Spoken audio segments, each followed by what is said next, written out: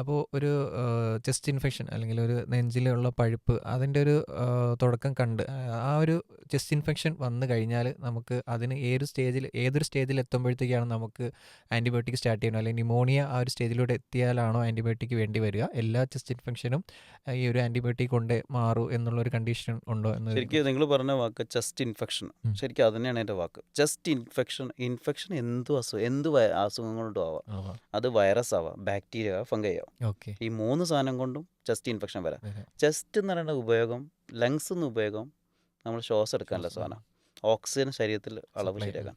അപ്പോൾ നമ്മളിപ്പോൾ ഒരു വൈറൽ ന്യൂമോണിയ വന്നാൽ, ലക്ഷണങ്ങൾ വന്നാൽ ആൻറ്റിബയോട്ടിക് ചിലപ്പോൾ അഡ്മിറ്റ് ആക്കേണ്ടി വരും ഇയാളെ. അഡ്മിറ്റ് ആക്കിയിട്ട് ഇയാളെ പ്രതിരോധശേഷി കുറയും. ഇപ്പോൾ നമ്മൾ ഉദാഹരണത്തിന് ഇപ്പോൾ കൊറോണ സമയത്ത് ഞങ്ങളെല്ലാവരും കൊറോണ ഫേസ് ചെയ്ത സമയം. അതെ. കൊറോണ സമയത്ത് എല്ലാവരും പല പല കാര്യങ്ങൾ പറഞ്ഞു. സാറേ എൻ്റെ കുട്ടിക്ക് ചെറിയ ചുമയുണ്ടായിരുന്നു, ഞാൻ ജസ്റ്റ് ആവിടിച്ചു മാറി. അതെ. അല്ലേ, എൻ്റെ കുട്ടിക്ക് ഞാൻ വീട്ടിൽ ചെറിയ Yes. മരുന്ന് കൊടുത്ത് മാറി. എൻ്റെ കുട്ടിക്ക് വലിയ കുഴപ്പമൊന്നുമില്ല, തൊട്ടടുത്ത ഡോക്ടറെ കാണിച്ചു മാറി. അല്ലേ, ഇങ്ങനെയൊക്കെ അതെ. സിനാരിയോ ഉണ്ട്. ഓരോരുത്തർ ഡോക്ടർ എൻ്റെ പല കുട്ടിക്ക് അസുഖം കൂടിയപ്പോൾ ഞാനൊന്ന് അവിടെ ഇന്ന ഹോസ്പിറ്റലിൽ അഡ്മിറ്റായി, ചെയ്യേണ്ടി വന്നു. ചികിത്സ എടുത്ത് മാറി. ചില കുട്ടി പറയും ഞാൻ ICUവിൽ കിടന്നു, ഓക്സിജൻ്റെ അളവ് കുറവായിരുന്നു. ചിലവർ പറയും മരിച്ചു എന്ന് തന്നെ പറയും. അപ്പോൾ ഒരു കൊറോണ വൈറസിൻ്റെ പല രീതിയിൽ. പല രീതികളാണ്. അതേപോലെ ഒരു വൈറസ് ലങ്സിനെ ബാധിച്ചു കഴിഞ്ഞാൽ പല രീതിയിലൂടെ പോകും. ഓക്കെ. സാധാ ജലദോഷമായിട്ടും വരാം, ഉം. ചുമയായിട്ട് വരാം, ചുമയും ജലദോഷമായിട്ട് വരാം, ആവിടിച്ചാലും മാറും. മാറും. ചെസ്റ്റിൽ ഇൻഫെക്ഷൻ വന്ന് ന്യൂമോണിയ, വൈറൽ ന്യൂമോണിയ ആവും. ARDS എന്ന് പറഞ്ഞൊരു കണ്ടീഷനുണ്ട്. ഓക്കെ. ARDS എന്ന് പറഞ്ഞ കണ്ടീഷൻ എന്നാൽ ശരീരത്തിൻ്റെ ലങ്സിൻ്റെ വികസനം തന്നെ പോയി, ആൽവിയോളയുടെ ഈ വികസനം പോയി, ഓക്സിജൻ എടുക്കാനുള്ള കപ്പാസിറ്റിയെ പോയി. ARDS അവിടെ വന്നു കഴിഞ്ഞാൽ ശരീരം ലങ്സിന് അത്രത്തോളം ബാധിച്ചു. പിന്നെ അടുത്ത പറഞ്ഞാൽ ശരീരത്തിൻ്റെ ഓക്സിജൻ കൊടുക്കുന്ന സ്ഥലമാണത്. ഓക്കെ. ഓക്സിജൻ പോയാൽ തലച്ചോറിൽ ഓക്സിജൻ പോയി, കിഡ്നിയിൽ ഓക്സിജൻ പോയി, ലിവറിൽ ഓക്സിജൻ പോയി. Multi organ dysfunction syndrome. Okay. Okay. പിന്നെ ആൾ കഴിഞ്ഞു എന്ന് വെച്ചാൽ ഇനി ഒന്നും ചെയ്യാനില്ല ഇല്ല. ശരീരത്തിലെ എല്ലാ ശരീരത്തിലാണ്. അപ്പോൾ ആൻറ്റിബയോട്ടിക് എപ്പോൾ സ്റ്റാർട്ട് ചെയ്യണത്തിനാണ് അപ്പുറത്ത് ഇത് എങ്ങനെ ഡയഗ്നോസ് ചെയ്ത് ആളെ ചികിത്സയിലോട്ട് എത്തിക്കണം.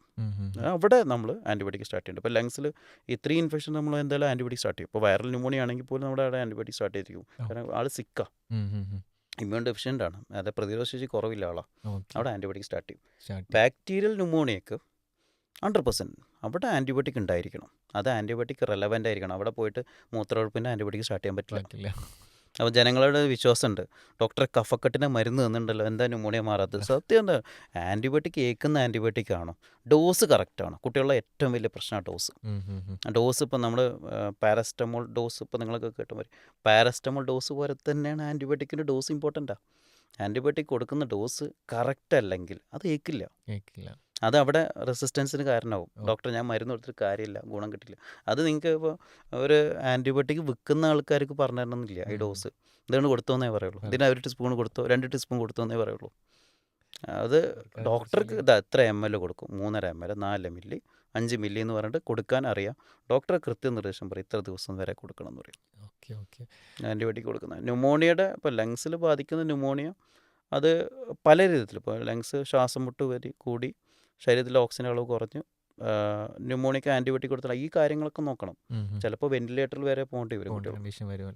വെന്റിലേറ്റർ ഇപ്പോൾ കുട്ടി കൃത്യമായിട്ട് ഓക്സിജൻ ശരീരത്തിൽ ലങ്സ് വികസിക്കാൻ പറ്റില്ല, നമ്മൾ കൃത്രിമ ശ്വാസം കിട്ടാൻ വേണ്ടിയിട്ട് വെന്റിലേറ്റർ സഹായം കൊടുക്കേണ്ടി വരും. അതിൻ്റെ കൂടെ ആൻറ്റിബയോട്ടിക് കൊടുക്കും.